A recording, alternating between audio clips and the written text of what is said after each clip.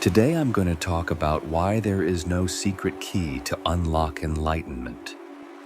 The secret key does not exist. There is no final method, no hidden instruction, no perfect sentence, no last spiritual trick. Nothing is missing. Nothing is locked. Nothing needs to be opened. The door was never closed. The spiritual mind does not like this. It wants a key. It wants something to do, something to understand, something to practice, something to repeat, something to finally get right. It says, "There must be one thing I have not seen yet. One final insight, one final surrender, one final letting go, one final death of the ego."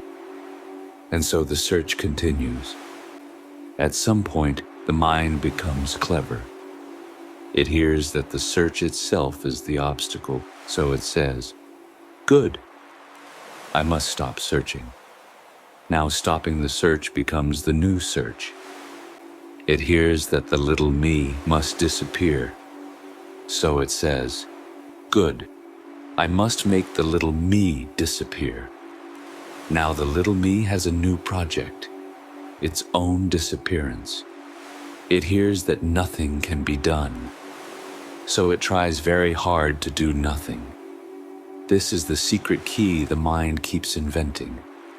The mind says, if I can just stop wanting, if I can just surrender completely, if I can just accept everything, if I can just become still enough, then perhaps the door will open. But there is no door, and no key, and no one standing outside. The whole idea of a locked gate belongs to the little me, the one who imagines distance, the one who imagines a future, the one who imagines freedom as something not yet present. Imagine someone searching for the glasses already resting on their nose. They look under the bed. They search the kitchen. They ask friends. They read books about glasses. They attend glasses retreats. They learn ancient methods for finding glasses. They become very serious, very sincere, very spiritual. And all the while they are looking through the very thing they seek. No key is needed. Only the search itself makes it seem hidden. Or imagine a wave looking for the ocean. It believes there must be a secret wave key, a mantra, a breathing method, a perfect shape, a final teaching. It asks other waves, "How did you find the ocean?" Some waves say, "Become calm." Others say, "Surrender." Others say, "Rise higher." Others say, "Fall completely." The wave tries everything, and still it remains water. It was water before the search. It is water during the search. It will be water after the search. The search and the key are one. The little me finds this unbearable, because the search is hope. Hope that tomorrow will be better. Hope that one day the noise will end. Hope that the final answer will arrive. Hope that freedom will become personal. To the spiritual mind, losing the search feels like losing hope. And losing hope feels like death. But what actually dies? Not life, not the body, not the simple fact of being. Only the belief that freedom belongs to the future. The secret key is attractive because it keeps the seeker alive. As long as there is a key to find, there is someone who can find it. As long as there is a door to open, there is someone outside the door. As long as there is a path to complete, there is someone walking. The little me survives through distance. It needs a gap between now and freedom, between me and oneness, between what is and what should be. But the gap is imagined. There is only what is. This breath, this sound, this thought, this body, this room, this listening, and perhaps the thought, this cannot be it. That thought is included too. Nothing is outside. Not even doubt, not even resistance, not even the feeling that something is missing. The one appears as all of it. The mind may ask, but if there is no key, what should I do? This is the mind asking for another key. It wants an instruction, a replacement method, a cleaner practice, a more subtle effort. But no instruction can make you what you already are. Nothing needs to be done to being. Nothing needs to be added to this. Nothing needs to be removed from this moment. The wave does not need a method to be water. This does not mean that nothing will happen. Meditation may happen. Prayer may happen. Reading may happen. Tears may happen. Silence may happen. Laughter may happen. Another video may happen. Life continues appearing. The movie keeps playing. But none of it is a key. None of it causes oneness. None of it brings you closer to what has never been absent. It is all the one appearing as practice, prayer, silence, and tears. The spiritual marketplace is full of keys. Some are shiny, some are ancient, some are very complicated, some are simple, some are expensive, some are free. Sit like this, breathe like that, repeat this, let go of that, understand this, avoid that. There is nothing wrong with any of it. It may be useful in daily life. It may calm the body. It may soften the mind. It may change conditioning. But it does not unlock oneness. Oneness is not locked. The mind often thinks enlightenment is a reward for effort, for purity, for devotion, for silence, for suffering, for surrender. But enlightenment is not a prize handed to a person. There is no enlightened person. There is no owner of freedom. There is no one who reaches oneness and keeps it. What is called enlightenment is more like the disappearance of the one who was waiting for the reward. And even that disappearance is not caused by anyone. This can feel like a dead end. Good. The mind reaches a wall.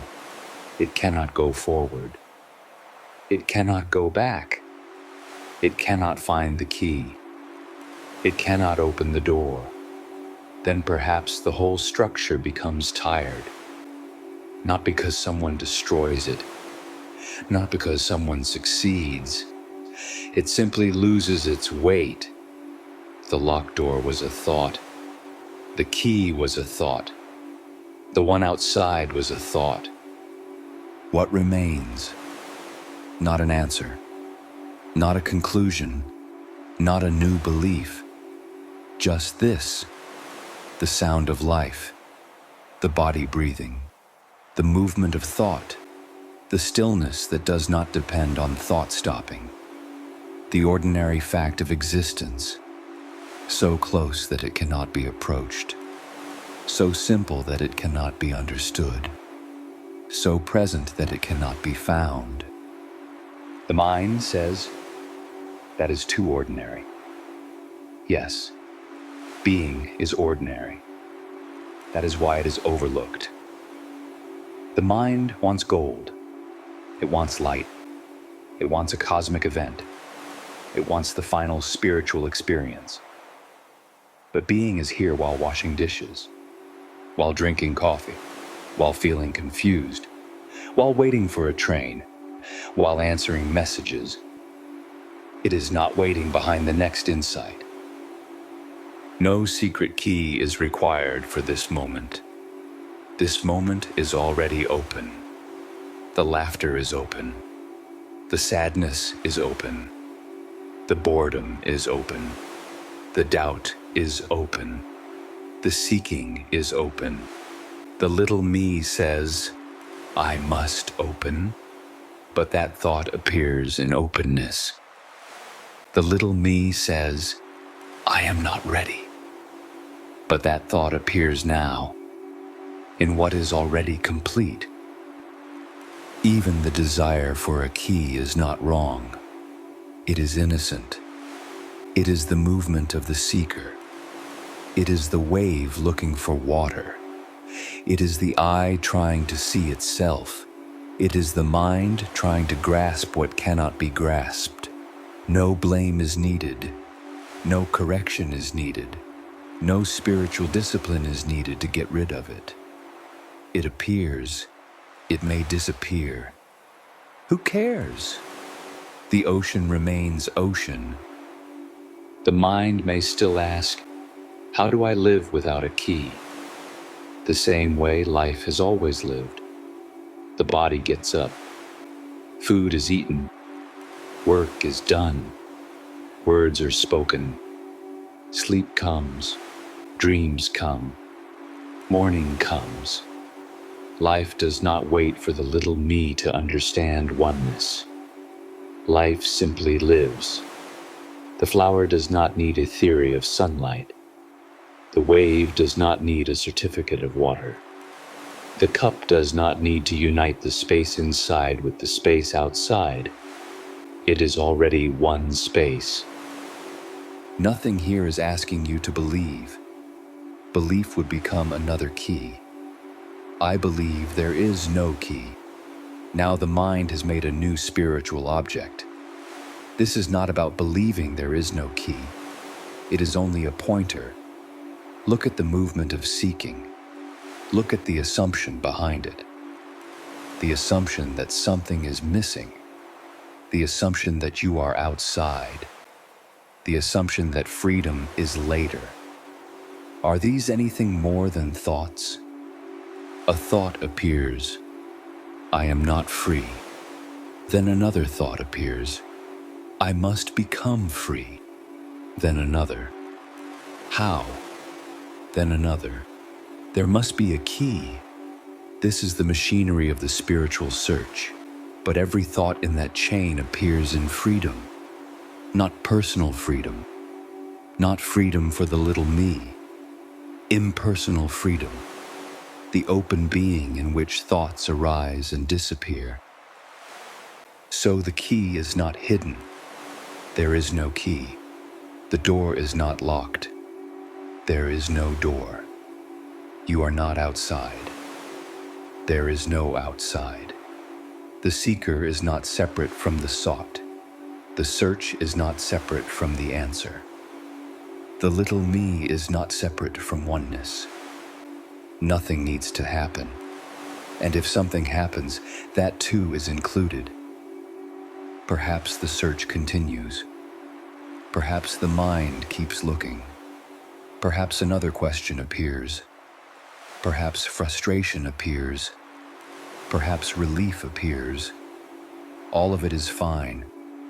There is no need to force the end of the search. There is no need to pretend that seeking is gone. There is no need to become a person who has no questions.